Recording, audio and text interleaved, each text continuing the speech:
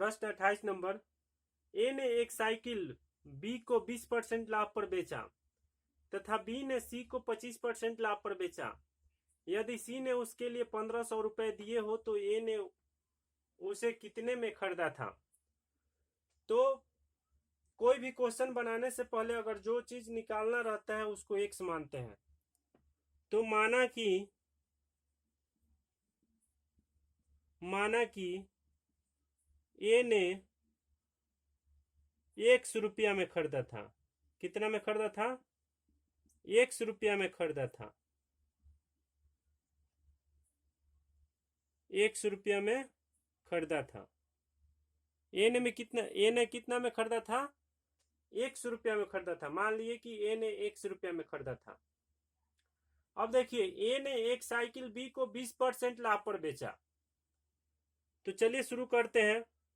अब ए कितना में खरीदा था? 100 रुपया में।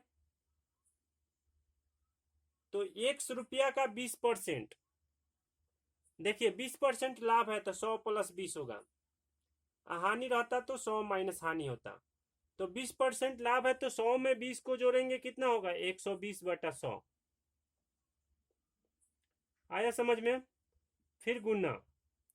अब बी ने सी को 25% लाभ पर बेचा था तो 100 में 25 को जोड़ेंगे कितना हो जाएगा? 125। 125/100।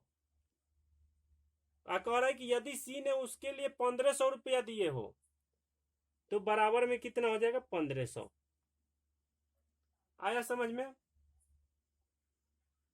कह रहा है ए ने 100 रुपया में खरीदा तो एक्स जो है 20 को कितना में 20% लाभ पर बेचा, इसलिए 120/100।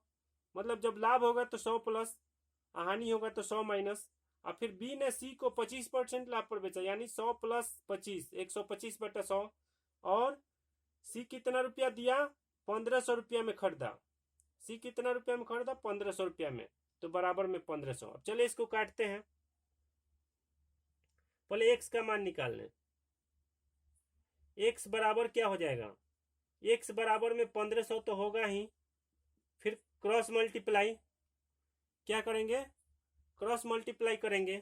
एक्स बराबर में 1500 है, 1500 में 100 से गुना करेंगे, फिर 100 से गुना करेंगे, इस तरह तिरछा तिरछी गुना करेंगे। अब फिर नीचे किसको लिखेंगे? 120 गुना 125 को। अब देखिए, एक शून्य से एक शून्य कट जाएगा, कट गया। फिर 12 से कटेगा? नहीं कटेगा। इसको काट देंगे 25 का टेबल से। 25 × 5 = 125। अब 25 × 6 = 150। 25 × 6 = 150। फिर इसको 6 का टेबल से काट देंगे। 6 का 6, 6 दूना 12। फिर इसको 5 का टेबल से काट देंगे 20 बार में। फिर इसको 2 का टेबल से काट देंगे 10 बार में। अब 100 में 10 से गुना होगा, कितना हो जाएगा? 10 × 100 = 100 दहा कितना होगा? 1000।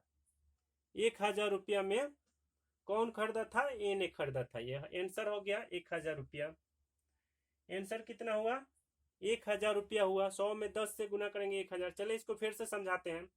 कह रहा है ए ने एक साइकिल बी को 20% लाभ पर बेचा तथा बी ने सी को 25% लाभ पर बेचा। देखिए, कह रहा है कि ए ने उसे कितने में खरीदा था। तो मान लिए कि ए ने उसे 100 रुपया में खरीदा।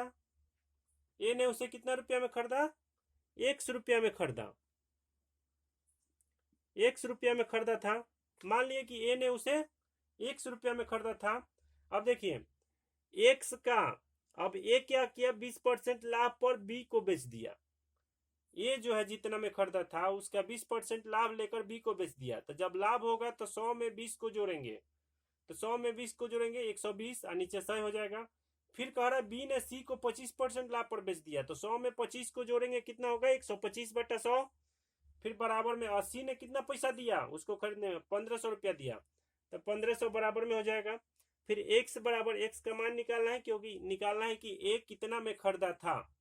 तो इसलिए एक्स बराबर 1500 क्रॉस मल्टीप्लाई करेंगे। 1500 × 100 × 100 ऊपर नीचे गुना करेंगे। फिर इसको नीचे लिखेंगे 120 × 125। अब देखिए इसको काट दिए हैं, एक शून्य से एक शून्य काट दिए। फिर 25 का टेबल से 25 25 125, 25 6 का 150, फिर 6 का टेबल से 12 को काट दिए 2 बार में, 2 का टेबल से 2 का टेबल से देखिए, फिर 5 का टेबल से इसको काट दें 20 बार, फिर 2 का टेबल से 10 बार में इसको काट दें 100 और 10 बच गया, तो 10 में 100 से गुना होगा 1000।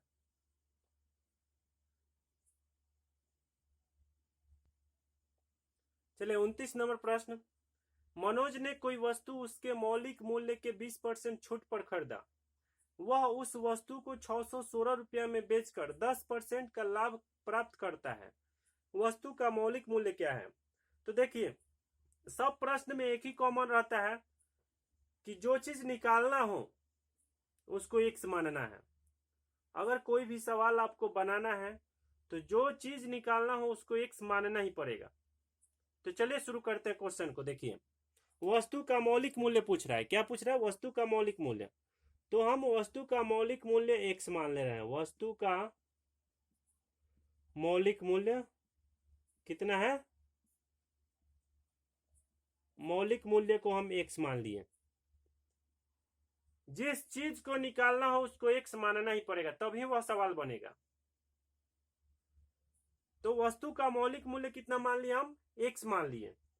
अब कह रहा है मनोज ने कोई वस्तु उसके मौलिक मूल्य के 20% छूट।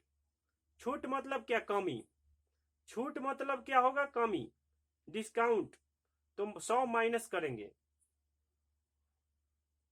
छूट रहेगा तो 100 माइनस करेंगे, डिस्काउंट रहेगा तो 100 माइनस करेंगे। देखिए तो क्या हो जाएगा? एक्स का मतलब गुना 100 माइनस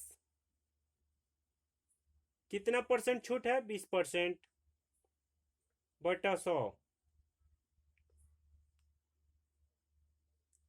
फिर गुना। अब देखिए 10% का लाभ, कितना का लाभ हो रहा है? 10% का। जब लाभ हो रहा है तो 100 प्लस करेंगे तो कितना होगा? 100 में 10 जोड़ेंगे तो कितना हो जाएगा? 100 प्लस 10 बटा 100 बराबर में कितना? 616 रुपया।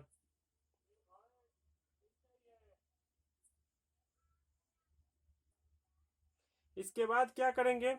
इसके बाद एक्स गुना 100 में से 20 को घटाएंगे 80 बटा 100, फिर 100 में 10 को जोड़ेंगे 110 बटा 100, फिर बराबर में 616। चलिए देखिए इसको यहीं पे काट देते हैं। 20 पच्चीस 100, 20 चौका 80, फिर एक शून्य से एक शून्य कट जाएगा। अब देखिए ऊपर से ऊपर भी काट सकते हैं, 11 के टेबल से काट दीजिए, 11 के टेबल से 11 पचे 55, फिर 5 60, 1 61 6, तो 11 छक 66। अब इसको 4 का टेबल से काट दीजिए ऊपर ऊपर 14 बार में, 14 चौका 56। अब एक्स बराबर क्या हो गया? एक्स बराबर क्या हो गया? एक्स बराबर तिरछा तिरछी गुना कीजिए, 14 गुना 5, 14 गुना 5 गुना 10 कितना हो जाएगा? 14 पचास 70, 70 दहा 700, 700 रुपया आंसर हो जाएगा। कितना होगा? 700 रुपया। देखिए बराबर में ऊपर से ऊपर कट सकता है, बराबर में ऊपर से ऊपर कट सकता है। बराबर में इसको ऊपर से ऊपर काटे हैं, यहाँ पर एक शून्य से एक शून्य को इसको काटे हैं, फिर 11 के टेबल से इसको काट दिए 56 बार में, फिर 4 के टेबल से 14 बार में इसको काटते हैं, फिर 14 में 5 से गुना किए, 14 पचास 70, 70 दहा 700। समझ में आया? आंसर कितना हो गया? 700।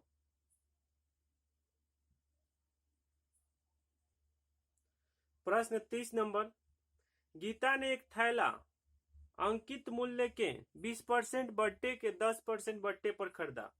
यदि थैले का अंकित मूल्य 1400 रुपया हो तो उसने थैले को कितने रुपया में खरीदा? अब देखिए यहाँ पे एक नया सा शब्द आ गया, अंकित मूल्य। देखिए अंकित मूल्य क्या है? जैसे कि कोई भी हम लोग बुक खरीदने जाते हैं, मैथ का ही कोई बुक खरीदने जाते हैं, अगर 400 रुपया लिखा रहता है उस पर और दुकानदार हम लोग को 300 रुपया में वह बुक देता है, तो इसका मतलब क्या हुआ? 400 जो बुक पर लिखा था वह अंकित मूल्य था। 400 रुपया जो बुक पर लिखा था वह अंकित मूल्य था, और 300 रुपया में हम लोग बुक खरीदे वह विक्रय मूल्य हुआ। समझ में आया? कोई भी वस्तु अगर हम लोग खरीदने जाते हैं, जो वस्तु पे दाम लिखा रहता है उसको अंकित मूल्य कहते हैं, और जितना में दुकानदार छूट देकर बेचता है उसको विक्रय मूल्य कहते हैं।